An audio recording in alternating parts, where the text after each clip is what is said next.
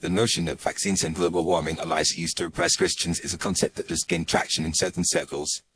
Proponents of this idea argue that these two issues are being used as tools to control or manipulate Christians, undermining their faith and values.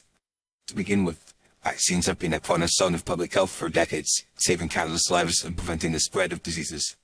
However, some Christians believe that vaccines are employed to inject harmful substances into their bodies, compromising their faith and autonomy. They argue that the ingredients used in vaccines, such as fetal tissue and mercury, are morally reprehensible and go against biblical teachings. Moreover, they claim that the push for vaccination is a form of government overreach, seeking to impose its will on individuals and families. Some also believe that the vaccine industry is driven by profit and greed, with pharmaceutical companies reaping huge financial benefits from the sale of vaccines.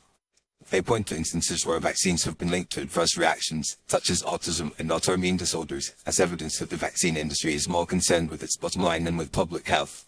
While the scientific consensus is clear that vaccines are safe and effective, these concerns have contributed to growing mistrust of the vaccine establishment among some Christians.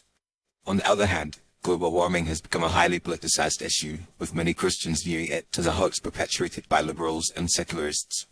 They argue that the concept of climate change is being used to promote a radical environmental agenda, one that undermines Christian values and the free market.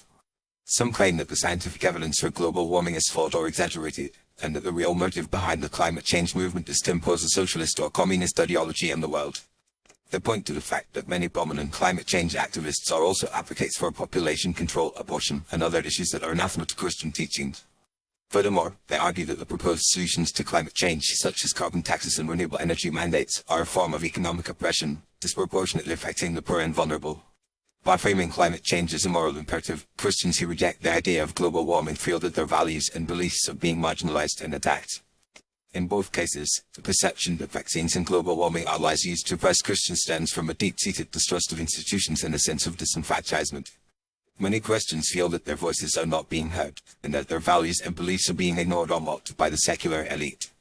The vaccine and climate change debates have become proxy wars for a larger cultural struggle, one that pits Christian conservatives against the liberal elites and the mainstream media. It is essential to acknowledge that these concerns are not entirely unfounded. There have been instances where Christians have faced discrimination and persecution for their belief, particularly in the realm of vaccine mandates and climate change policy. However, it is also important to recognize that the scientific consensus on vaccines and global warming is clear, and that these issues are not inherently anti-Christian. In fact, many Christians are actively engaged in promoting public health and environmental stewardship, seeing these issues as integral to their faith and values.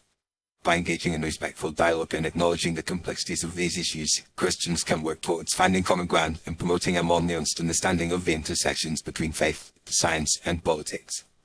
Ultimately, the relationship between vaccines, global warming, and Christianity is complex and multifaceted, reflecting deeper tensions between faith, culture, and politics.